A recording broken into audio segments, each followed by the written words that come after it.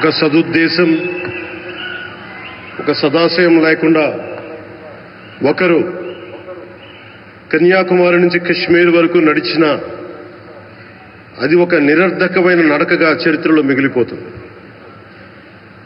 కానీ ఒక సదాశయంతో, ఒక సత్సంకల్పంతో ఇంకొకరు కన్యాకుమారి నుంచి కశ్మీర్ వరకు ప్రజలందరితో మమేకమై వారందరినీ ఏకతాటిపైన నడిపిస్తే అది ఆత్మనిర్భర భారత్ అవుతుంది. అదే కన్యాకుమారి నుంచి కశ్మీర్ వరకు ప్రజలకి వారి పరిసరాల శుభ్రత యొక్క బాధ్యతను తెలియజేస్తే అది స్వచ్ఛ భారత్ అవుతుంది. అదే కన్యాకుమారి నుంచి కశ్మీర్ వరకు ప్రజల గుండెల్లో దేశభక్తి, ధైర్య సాహసాలతో నింపితే అది పటిష్టమైన, బలిష్టమైన భారతం అవుతుంది. అది ఒక రోజున అఖండ భారతం అయి తీరుతుంది. ఒక బలమైన భారత్ కోసం, ఒక దృఢమైన దేశం కోసం, జగత్తంతా వసుదైక కుటుంబం అనే భావన కోసం 4.5 దశాబ్దాలుగా పరితపిస్తూ, పరిశ్రమిస్తూ ఆ దారిలో ఎదుర్కొన్న ప్రతి పరాజయాన్ని, పడ్డ ప్రతి అవమానాన్ని నవ్వుతూ స్వీకరిస్తూ, వాటినే విజయాలకి ఇంధనంగా వాడుకుంటూ, దేశాన్ని అభివృద్ధి పథంలో నడిపిస్తూ, భారతదేశాన్ని ప్రపంచంలోనే 3వ బలమైన ఆర్థిక వ్యవస్థగా తీర్చిదిద్దేలా నడిపిస్తున్న మన ప్రియతమ ప్రధాని, మన గౌరవ ప్రధాని శ్రీ నరేంద్ర మోదీ గారికి నా తరపున 5 కోట్ల మంది ఆంధ్రప్రదేశ్ ప్రజల తరపున నా హృదయపూర్వక నమస్కారాలు.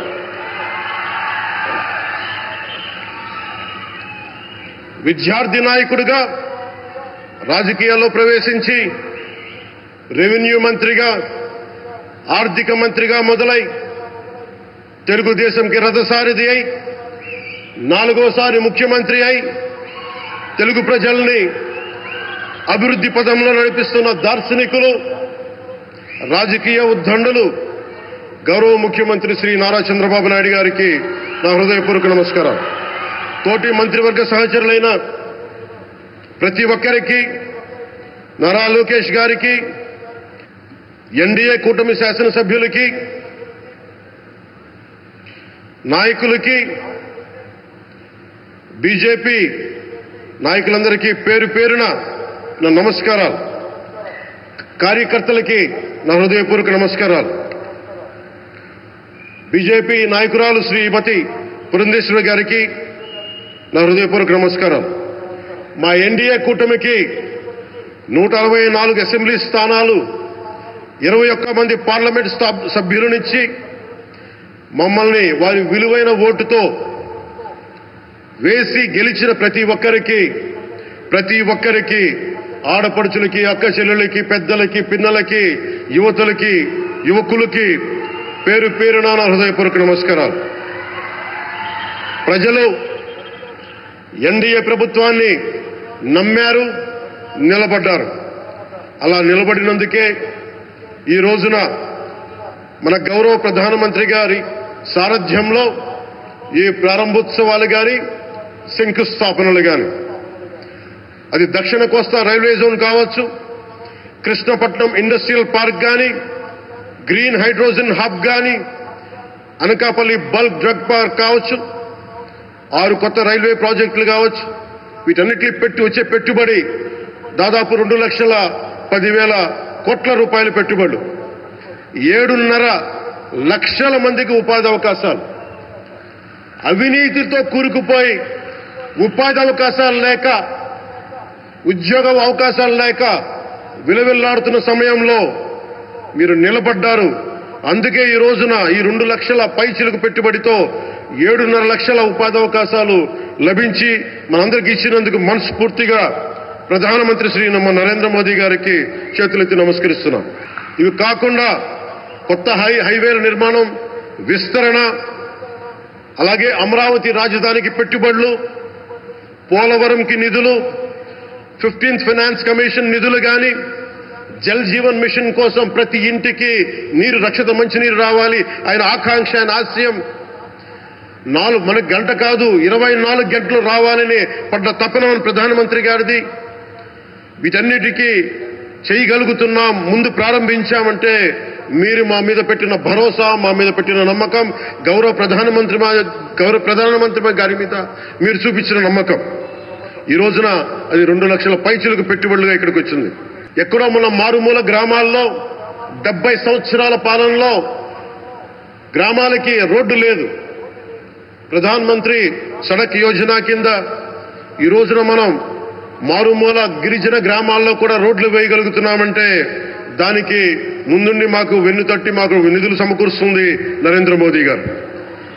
భారతం అభివృద్ధి పదంలో ఎందుకు చేశారు ఇవన్నీ అంటే, భారతదేశం అన్ని రాజ్యాలు, అన్ని రాష్ట్రాలు ఏ ఒక్కరు కూడా అభివృద్ధిలో వెనకపడకూడదు. అది మనకి తెలంగాణ కావచ్చు, ఆంధ్రప్రదేశ్ కావచ్చు, ఆంధ్రప్రదేశ్లోని ఉత్తరాంధ్ర, రాయలసీమ, మనకి కోస్తాంధ్ర కావచ్చు, ఎక్కడా కూడా ఏ ప్రాంతం కూడా వెనుకపడకూడదు. అభివృద్ధిలో అందరికీ సమాన వాటా ఉండాలని చెప్పే ఈరోజు ఇన్ని పెట్టుబడులు. ఈ మోదీ గారి సంకల్పానికి, సహకారానికి, ఆయన గైడెన్స్ కి మనస్ఫూర్తిగా నా కృతజ్ఞతలు.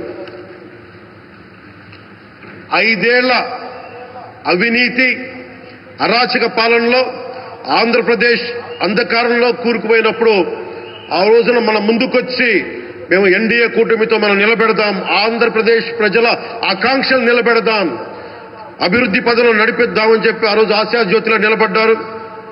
అసలు అభివృద్ధికి ఆస్కారమే లేదు ఆంధ్రాకి అనే స్థితి నుంచి అభివృద్ధి అంటే ఆంధ్రానే అని చెప్పుకునేలా గౌరవ ముఖ్యమంత్రి గారి నాయకత్వం, చంద్రబాబు గారి నాయకత్వంలో, ప్రధానమంత్రి గారి నిర్దేశకత్వంలో, వారి సూచనలతో సహకారంతో కేబినెట్ కానీ, మంత్రివర్గ సహచరులు కానీ, ఎన్డీఏ కూటమి ఎమ్మెల్యేలు కానీ, మేమందరం కార్యకర్తలు అందరం కష్టపడతాం. అహిర్నిశలు రేయం భవళ్లు కష్టపడతాం.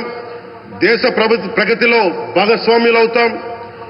మేము ప్రధానమంత్రి గారికి అండగా ఉంటామని తెలియజేసుకుంటూ, ఆంధ్రప్రదేశ్లో ఉన్న ఆంధ్రాకి వెలుగుతో నింపుతున్న మీ నిండు హృదయానికి నా హృదయపూర్వక కృతజ్ఞతలు తెలియజేసుకుంటున్నాను. మరోమారు మీ అందరికీ ధన్యవాదాలు తెలుపుకుంటూ, నమ్మకం పెట్టారు. మీరు పెట్టిన నమ్మకానికి ఈ రోజున 2 లక్షల పైచిలకు పెట్టుబడులు తీసుకొచ్చాం. ప్రధానమంత్రి గారు ఉండటం వల్ల, సమర్థవంతులైన చంద్రబాబు గారు ఉండటం వల్ల మేమందరం నేర్చుకోవడానికి, పనిచేయడానికి సంసిద్ధంగా ఉన్నాం. సో మీరందరూ ఇదే సహకారం ఇవ్వాలని మనస్ఫూర్తిగా కోరుకుంటూ, ఆ భగవంతుడు, ఆ లక్ష్మీ నరసింహుడు ఈ దేశాన్ని మరింత ప్రగతి పదంలో నడిపించేలా గౌరవ ప్రధానమంత్రి శ్రీ నరేంద్ర మోదీ గారికి దీర్ఘాయుష్ ఇవ్వాలి, ఆరోగ్యం ఇవ్వాలని మనస్ఫూర్తిగా కోరుకుంటూ, ఆ లక్ష్మీ నరసింహుడిని వేడుకుంటూ సెలవు తీసుకున్నాను. జై భారత్, జై హింద్.